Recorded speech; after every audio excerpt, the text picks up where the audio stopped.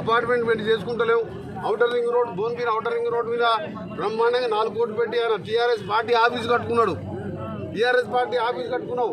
ఇవాళ పేదోళ్ళ భూములు గుంజుకొని రోడ్లు వేస్తావా? ఈ విధంగా ఉన్నదా? అందుకనే దీని మీద ఉదయం ఆలోచించాలి. తప్పకుండా మీ ఆందోళన అర్థం చేసుకున్నాం.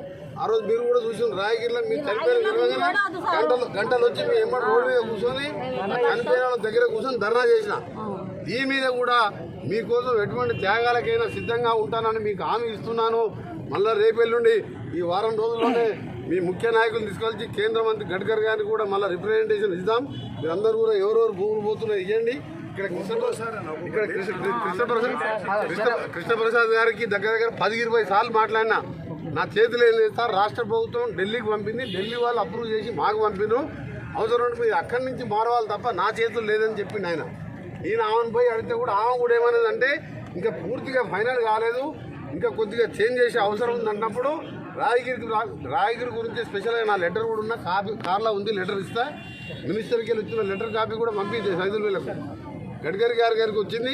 కృష్ణప్రసాద్ పంపించిన లెటర్ కాపీ కూడా మీకు ఇప్పుడే వాట్సాప్లో పెడతా.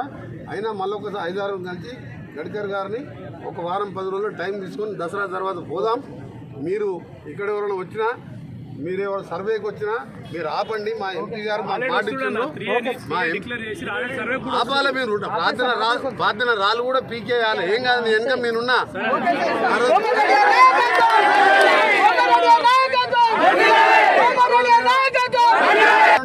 కమిషనర్తో ఫోన్లో తిట్టి నేను అరెస్ట్ చేస్తాను, చేసుకోపో అరెస్ట్ అని చెప్పిన.